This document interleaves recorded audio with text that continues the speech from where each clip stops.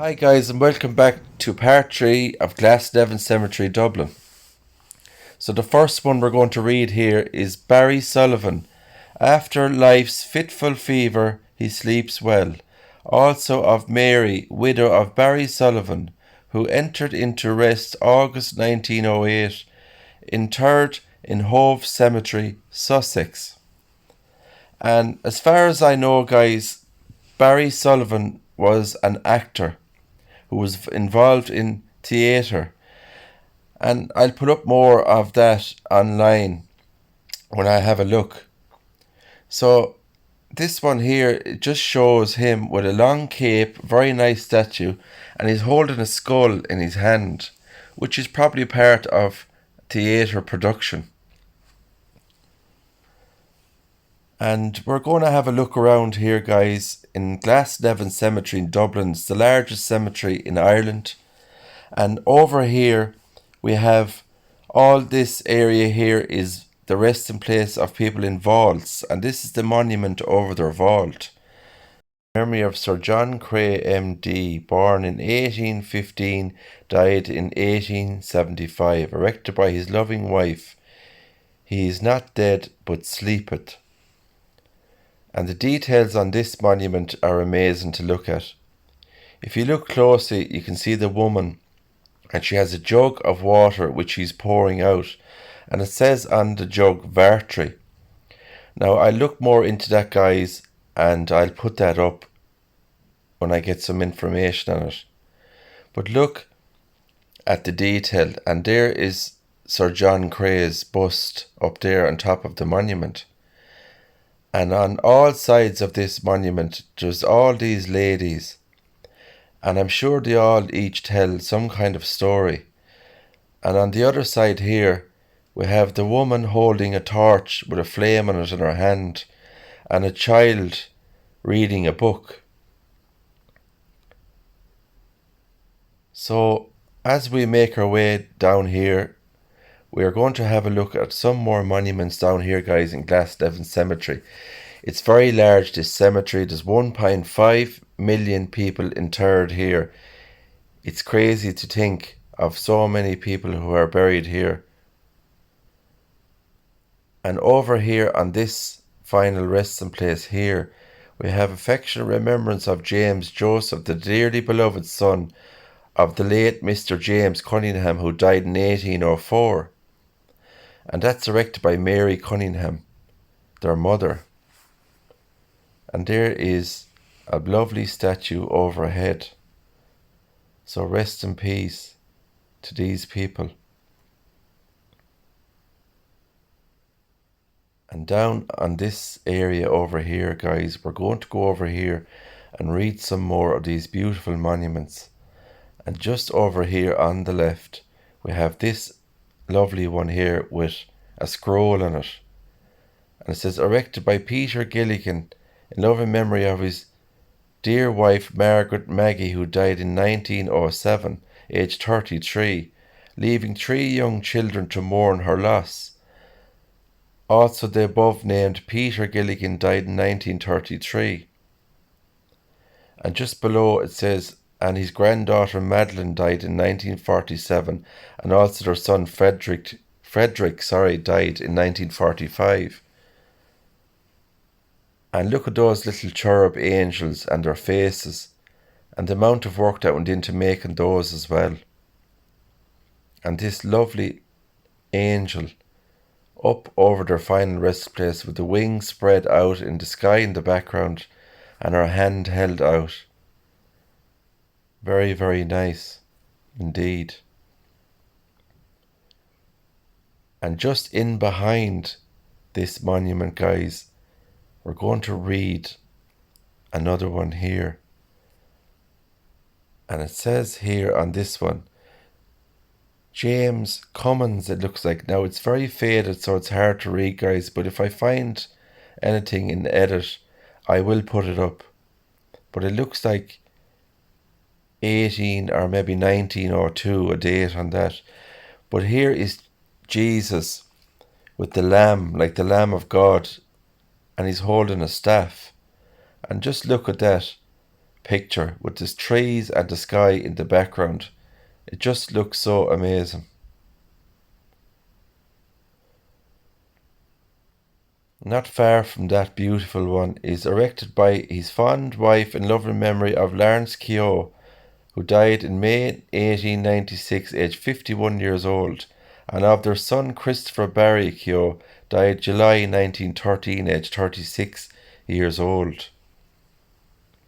And another fitting monument and final resting place here in the gown, the detail that was put into these. I actually will try to find what sculpture made these, and I'll put it in the description box below.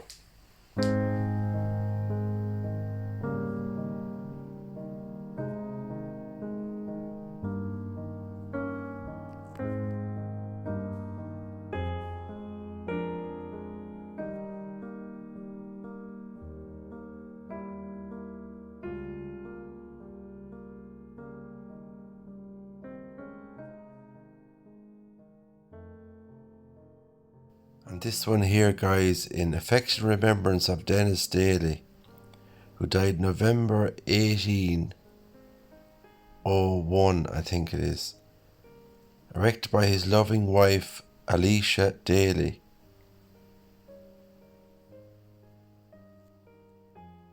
And look at this one here with the details on this one, guys. The flowers and the leaves and the way it's sculpted once again with the vines in the bottom of it here. And this scroll here on it as well. And it says on that, I'll put that in edit, guys, it's hard to see. But this is another fine example of a sculpture's work here, with the lovely cross and the vines wrapping itself around it. Very, very nice detail.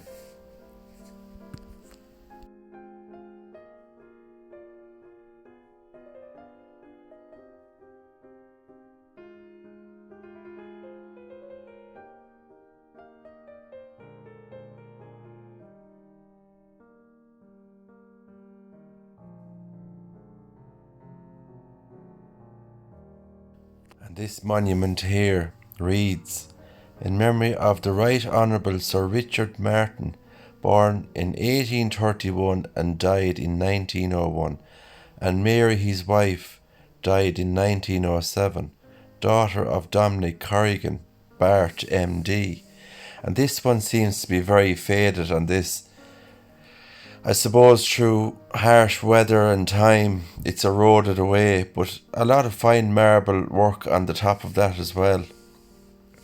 And it's a pity that it's faded away so much. And you can see here how nature has taken over this.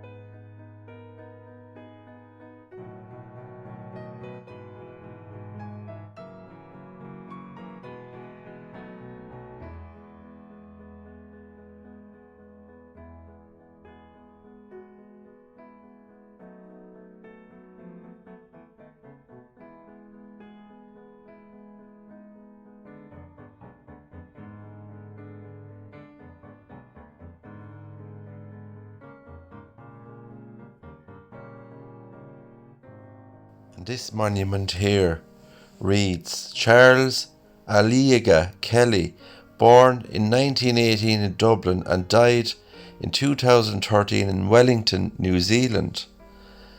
And it says he was an architect and chief town planning officer, Dublin, kind, generous, respected, and a fountain of knowledge. To have known you, Charles, was a gift, forever in our hearts and thoughts. And that's a lovely, lovely statue and inscription there for Charles.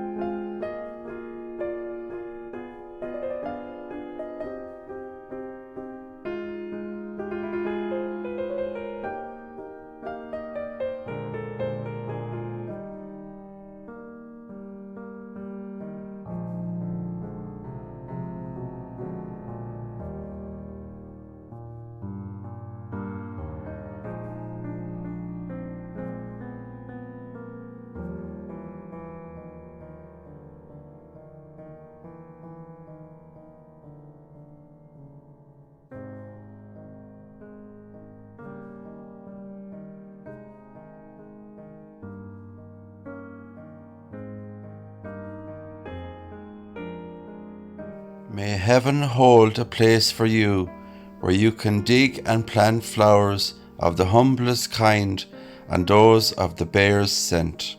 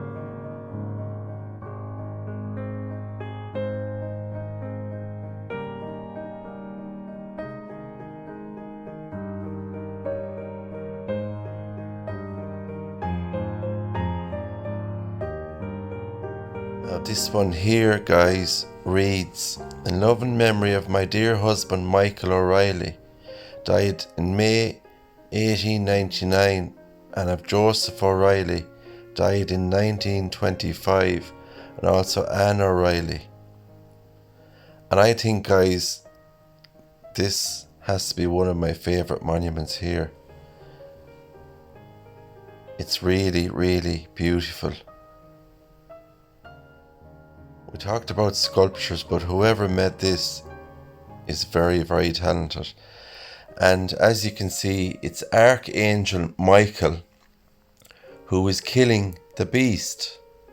And we can see the beast with the wings. As we all know, in the Bible, the devil was once an angel one time. So here is Archangel Michael slaying the beast. And just look at the detail on this monument. Like, look at the beast, the teeth, the eyes, the mouth on it. Just everything about it is amazing. And Archangel Michael, you can see with his sword slaying the beast, and those etchings on the angel's wings and everything is just amazing to see.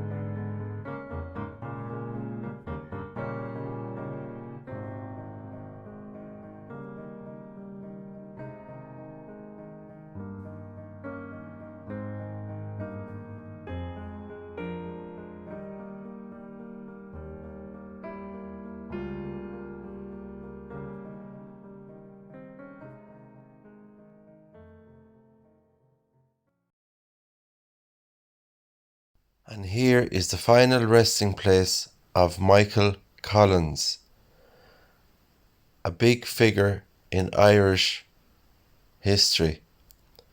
And on his grave here we see the American flag, the Irish flag, and lots of fresh flowers and a hurley here on his grave.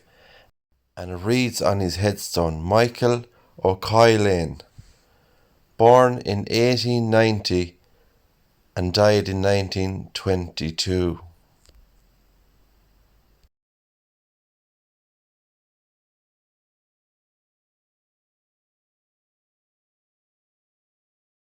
So guys, that's the final video of Glasnevin Cemetery, Dublin.